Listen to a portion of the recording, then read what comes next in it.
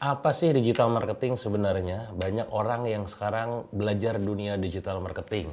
Sampai-sampai pencarian Google dan juga YouTube itu dominan. Artinya orang-orang sudah mulai melek tentang apa itu digital marketing, namun salah konsep menerimanya. Nah, maka video ini akan sangat memberikan gambaran buat Anda semua yang sekarang masih baru banget terjun ke dunia digital marketing tentang apa itu digital marketing sebenarnya. Jadi kita mulai berawal dari yang namanya mitos. Jadi banyak bertebaran di luar sana tentang mitos yang digital marketing itu sendiri. Ada yang orang mengatakan kita bahwa sebenarnya digital marketing itu adalah tentang SEO, tentang Facebook Ads, tentang Instagram Ads. Bahkan baru-baru ini yang lagi viral adalah tentang TikTok misalkan. Seakan-akan mereka menganggap bahwa kalau misalkan kamu pengen terjun dalam dunia digital marketing, dan tak jarang pula di luar sana, banyak workshop yang akhirnya bermunculan, yang katanya itu adalah digital marketing, padahal pas kita masuk di dalamnya hanya sekedar bahas tentang SEO. Hanya sekedar bahas tentang yang namanya Facebook Ads, IG Ads, Google Ads, ataupun TikTok Ads. Ini adalah sebuah mitos yang ada di luar sana. Maka hati-hati. Buat Anda yang sekarang masih baru banget gitu ya, itu hanya part of-nya saja. Artinya, kalau bisa akan disimpulkan, itu semua adalah bagian dari digital marketing. Mitos kedua yang sering kali muncul adalah digital marketing itu cuma sekedar posting. Tidak demikian. Kalau tadi kita bantah bahwa sebenarnya digital marketing bukan hanya SEO, bukan hanya Facebook Ads, tapi merupakan sebuah framework yang mana teman-teman perlu tahu bagaimana cara menyusunnya, membuat strateginya. Nah, termasuk di mitos yang kedua ini tentang bahwa sesungguhnya digital marketing tinggal posting doang, gitu kan? Tidak, karena digital marketing itu butuh funnelnya. Gak mungkin Anda cuma sekedar posting di Facebook, posting di Instagram, posting video di YouTube, misalkan posting di TikTok, gitu ya, tanpa ada maksud di belakangnya, tanpa ada funnel yang dibangun ataupun disusun. Buat mereka yang sekarang punya pemikiran bahwa digital marketing cuma sekedar posting doang, ujung-ujungnya apa yang terjadi? Bisa jadi mereka nanti mendapatkan traffic ataupun view reach yang sangat tinggi, tapi closing yang sangat rendah. Kenapa? Karena tidak menyusun back end funnelnya. Mitos yang ketiga yang sering kali juga muncul adalah cuman sekedar jualan. Padahal digital marketing itu bukan cuma jualan. Digital marketing perlu juga memikirkan tentang vertical sales-nya. Bagaimana kita mendapatkan sebuah sales dari optimasi customer existing. Proses list building itu dibangun nggak cuma sekedar dapetin list, tapi bagaimana cara mengelola list tersebut. Ilmu list building, ilmu customer relationship management, ilmu automation, tools-tools yang menunjang untuk itu diperlukan untuk terjadinya digital marketing secara komprehensif. Harapannya adalah ketika mitos ini dibongkar ke pasaran, ke Anda semua, tidak terjadi lagi yang namanya miskonsepsi. Pertanyaan muncul, lantas apa sebenarnya digital marketing itu sendiri? Kalau misalkan teman-teman buka, searching di Wikipedia, digital marketing adalah sebuah strategi pemasaran, baik berupa produk, dengan menggunakan teknologi digital. Entah itu yang sifatnya berbasis internet, atau misalkan medium digital. Dalam arti misalkan kayak billboard, banner, dan segala macam.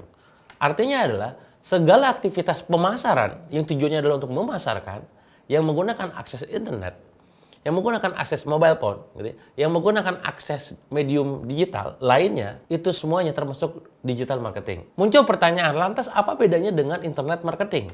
Kalau internet marketing hanya fokus pada yang sifatnya itu internet saja. Artinya optimasi tentang yang namanya medium digital tidak dibahas. Maka tidak mungkin terjadi yang namanya publicity stunt.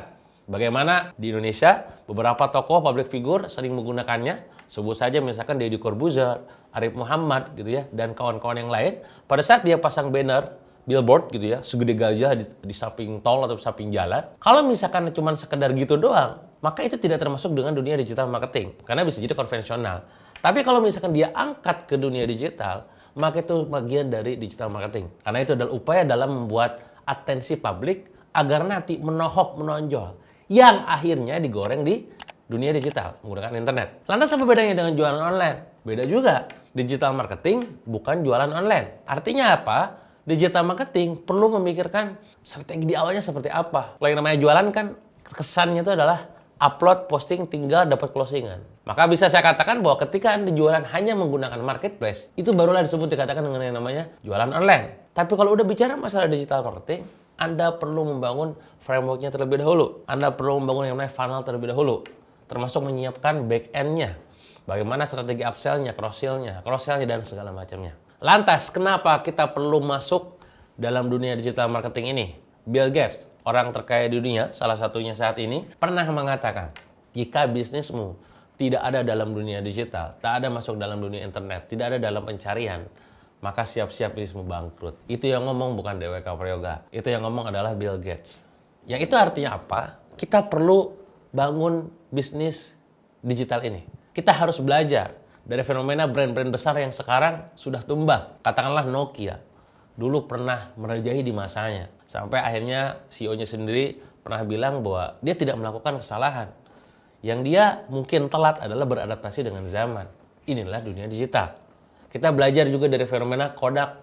Yang dulu kita mungkin kalau photoshoot, foto gitu ya, itu pakainya Kodak. Sekarang mana brand itu? Sudah tidak ada. Padahal dulunya besar. Kita belajar dari yang namanya BlackBerry, sebuah handphone yang dulu bahkan saya pernah pakai itu dan menternak pin BB-nya sebanyak mungkin. Bahkan sampai jadi bukunya, tebus omset 100 juta modal BlackBerry, itu berawal dari BlackBerry. Sekarang mana? Sudah tidak ada. Bayangkan, mereka itu semua adalah perusahaan-perusahaan yang dulu itu pernah besar. Mungkin omsetnya di atas 100 miliar, ya, mungkin bahkan triliunan. Dan sekarang tumbang. Pertanyaannya adalah bagaimana dengan perusahaan Anda? Perusahaan Anda, perusahaan kita ini belum besar, belum sebesar mereka. Kalau misalkan kita berani-beraninya tidak terjun dalam dunia digital, maka jangankan bermimpi besar, yang ada tengah jalan tumbang duluan. Atas dasar itulah kenapa kita perlu masuk dunia digital. Karena ini merupakan sebuah tren. Ini adalah sebuah kebutuhan.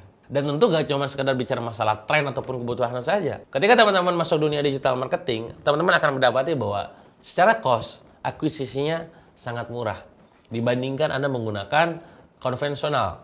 Dan menariknya nggak cuma sekedar murah, tapi bisa terukur. Berapa banyak orang yang masuk ke websitenya, berapa banyak orang yang akhirnya keklik ke website CTA di WhatsApp-nya, misalnya. Semuanya terukur. Sementara konvensional tidak bisa mengukurnya. Pada saat Anda sebar brosur, apakah Anda tahu berapa banyak orang yang terima, yang akhirnya baca, yang akhirnya dia minat?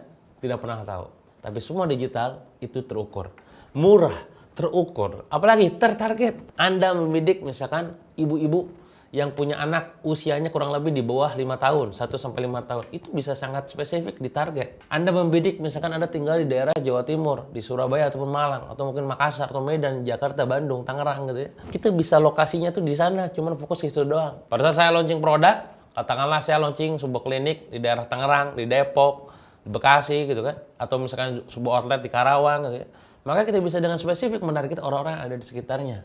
Jadi sangat-sangat tertarget sekali. Apalagi jangkauannya sangat luas. Nggak cuma sekedar kita jualan di situ-situ doang. Konvensional terbatas dengan energi, ya, dengan jarak, dengan waktu. Tapi kalau digital bisa menjangkau kemana-mana. Maka tak heran banyak cerita-cerita orang-orang yang memang mereka tuh hebat, sukses luar biasa, jualan sampai ke luar negeri sana. Bahkan profitnya miliaran rupiah. Apalagi alasan kenapa kita perlu terjun dalam dunia digital, tentu ini adalah sesuatu yang memang bisa di scale up. Jadi kalau misalkan sekarang omset kita ada di angka 100 juta sebulan atau 1 miliar sebulan, gimana cara naiknya jadi angka 5 miliar, 10 miliar? Itu tinggal di tracking aja. Traction-nya seperti apa, mana yang perlu kita optimasi. Dan masih banyak lagi alasan kenapa perlu kita masuk ke dunia digital marketing. Yang pasti adalah kalau misalkan Anda telat beradaptasi, maka Anda siap-siap ketinggalan zaman.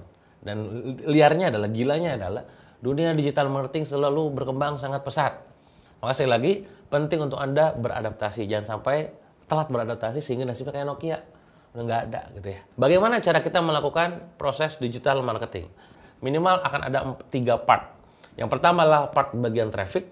Yang kedua adalah part di bagian conversion. Yang ketiga adalah part di bagian relationship. Bagaimana ini terjadi kawan-kawan? Pertama, kita bahas traffic. Apa itu traffic? Traffic adalah tentang bagaimana caranya Anda membidik, mendatangkan orang-orang yang akhirnya masuk ke website Anda. Orang-orang yang akhirnya datang ke toko online Anda, orang-orang yang akhirnya ngechat ke WA Anda. Nah, di bagian traffic ini, goalnya adalah tentu kunjungan. Ya, tentunya adalah goalnya adalah nanti mendapatkan leads. Nah, di bagian sini, ilmu tentang traffic banyak banget.